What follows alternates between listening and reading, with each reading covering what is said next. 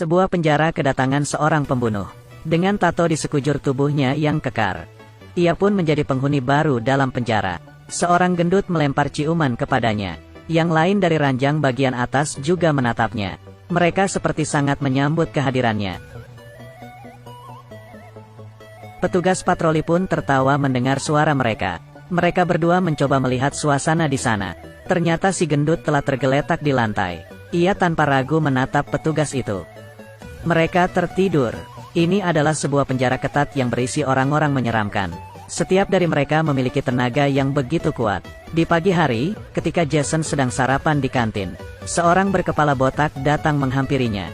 Kedua orang yang duduk di sebelahnya pun langsung pergi.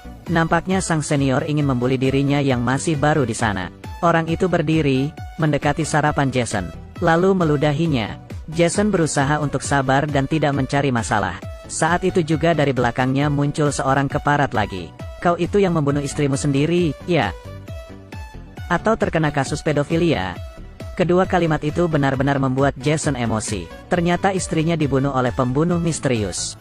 Dan ketika ia terbangun, tangannya tengah memegang sebilah pisau. Sudah istrinya meninggal, ia juga harus masuk penjara. Sosok di belakangnya pun tidak berhenti menyindirnya. Jason sudah tidak tahan. Ia mengambil piring sarapannya, lalu menghajar muka mereka. Si botak pun diam-diam meninjunya dari belakang.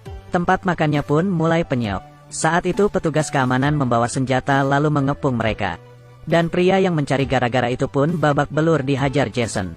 Petugas penjara memberitahu bahwa Jason telah memancing keributan. Sebab si botak yang ia hajar barusan adalah senior di penjara itu. Ia pun dibawa ke ruangan kepala lapas, Lisa.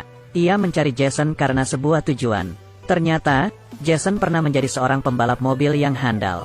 Dan penjara itu mengadakan perlombaan mobil maut secara berkala. Lomba itu adalah lomba yang begitu kejam dan menyeramkan. Sedangkan mereka akan mendapat untung yang banyak dari siaran langsung yang diadakan. Juara terakhir lomba ini adalah seorang pria bertopeng yang telah menang 4 kali. Namun ia meragukan pria bertopeng itu di lomba kelima ini. Pria bertopeng itu memiliki kemampuan yang tak terkalahkan. Demi rating dan popularitas, ia meminta Jason untuk menyamar menjadi pria bertopeng itu. Sebagai imbalan, jika ia menang maka ia akan dibebaskan. Demi membuktikan kejadian di balik kematian istrinya, ia pun setuju. 3 orang ini adalah rekannya dalam geng mobil. Mereka memberitahu peraturan perlombaan, bahwa lomba ini terbagi menjadi 3 babak, dan sebisa mungkin agar mengalahkan semua musuh di 2 babak pertama.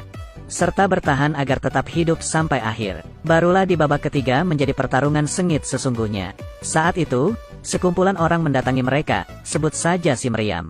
Orang itu berkata bahwa sang pria bertopeng telah meninggal di bawah tangan mereka. Namun mereka tidak tahu bahwa pria bertopeng itu sesungguhnya telah berganti orang. Mereka pun membual dan berkata akan membunuhnya. Setelah mereka pergi, petugas penjara datang membawa beberapa orang pidana. Perhatian Jerry pun tertuju pada gelang yang dipakai orang itu. Ternyata ketika istrinya dibunuh, ia melihat si pembunuh mengenakan gelang yang sama. Ia merasa bahwa kematian istrinya ada hubungannya dengan penjara ini. Ia tak sempat berpikir panjang, dan perlombaan pun dimulai. Sekelompok wanita turun dari mobil. Mereka datang ke penjara itu dengan membawa misi masing-masing. Seorang gadis pun naik ke mobil Jason. Jason pun memberitahu gadis itu, bahwa sosok pria bertopeng telah berubah. Ia pun membuka topeng yang ia kenakan. Kamu lebih tampan dari pria sebelumnya. Namun wajahmu akan berubah setelah kecelakaan nanti.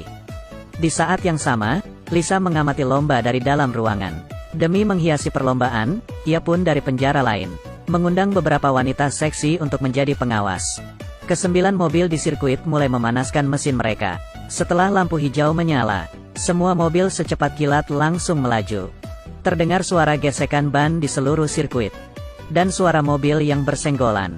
Karena pengalamannya menjadi pembalap handal, Jason pun dengan cepat meraih posisi pertama. Namun Lisa masih menganggap enteng lomba ini. Pertarungan dalam lomba ini benar-benar sengit. Mobil Jason ditabrak oleh si meriam hingga keluar arena balap. Di tengah perlombaan, Lisa membuat pengaturan baru. Aktifkan pedang dan perisai. Setelah mengaktifkan pedang dan perisai, mereka yang melewati tutup lubang jalan bergambar pedang akan mendapat senjata. Yang melewati gambar perisai akan mendapat tameng. Dan yang melewati tengkorak berkesempatan memberi jebakan pada pemain lain.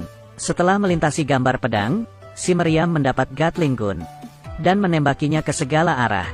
Saat itu sebuah mobil melewati simbol tengkorak. Memunculkan 2 paku raksasa. Mobil di belakang pun menabrak paku itu. Dan paku itu mulai meremukkan seisi mobil.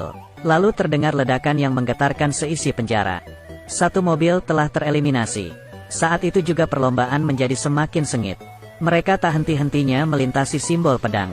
Lalu menembaki musuh mereka dengan senjata Gatling. Mobil yang melintasi simbol perisai dapat melepaskan minyak serta paku.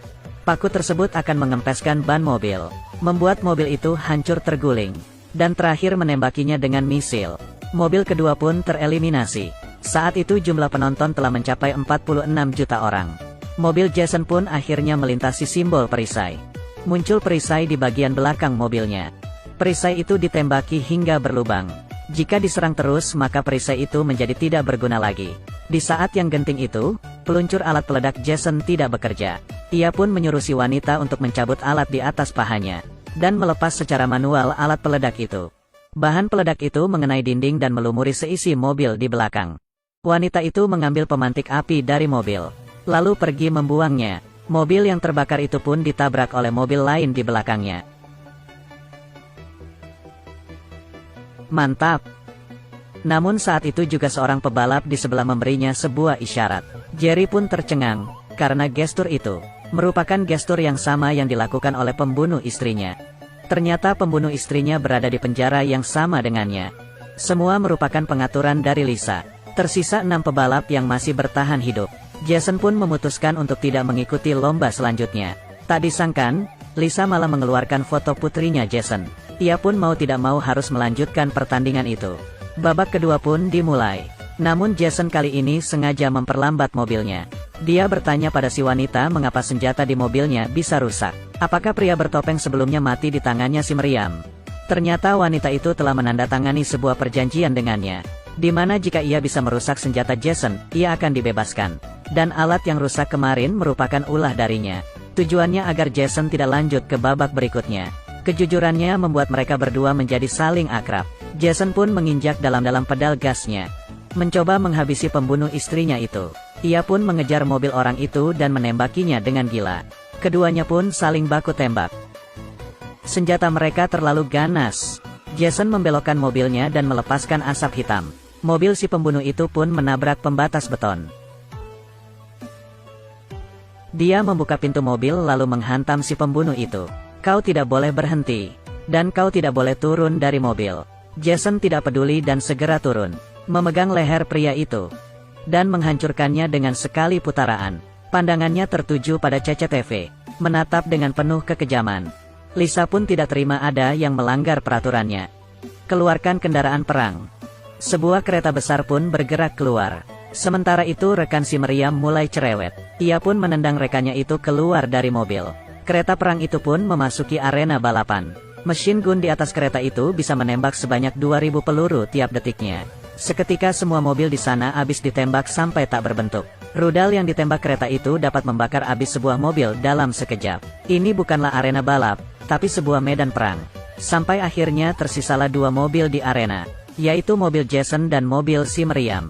Mereka berdua menembaki kereta itu dari depan hingga menutupi pandangan pengendaranya. Mereka pun melewati simbol tengkorak, dan kereta itu pun tertancap di paku raksasa. Api ledakan pun membumbung tinggi ke langit.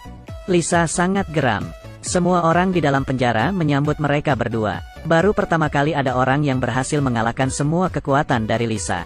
Jason dan si meriam pun berteman sejak itu. Besoknya Lisa pun berniat untuk menghabisi Jason. Namun petugasnya berkata itu akan berefek buruk pada acara balap kali ini.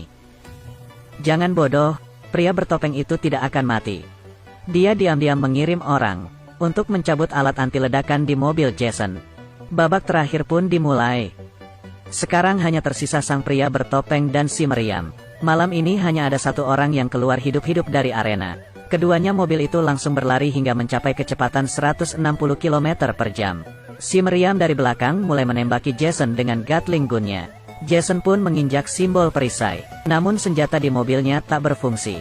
Tentu saja ini merupakan ulah dari Lisa. Mobil di belakangnya itu terus menembak mobilnya bertubi-tubi. Pelat besi di mobil Jason sedikit lagi akan hancur. Ia pun memutuskan untuk melepaskan pelat besi di mobilnya itu. Apa? Lakukan saja. Pelat besi itu dicabut dan terlempar ke belakang. Tentu saja si Meriam sudah siap menghindar. Ia pun menyiapkan senjata terakhirnya. Si Meriam melepas rudal di mobilnya.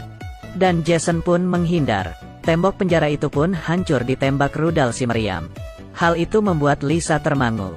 Ternyata mereka berdua bekerja sama untuk bebas dari penjara itu. Mereka pun saling menatap dan tersenyum karena strategi mereka berhasil. Lisa pun dengan geramnya langsung mematikan siaran. Dan mematikan semua senjata yang ada di mobil mereka. Dan ia pun menekan tombol peledak. Namun bom itu ternyata telah dijinakkan sebelumnya.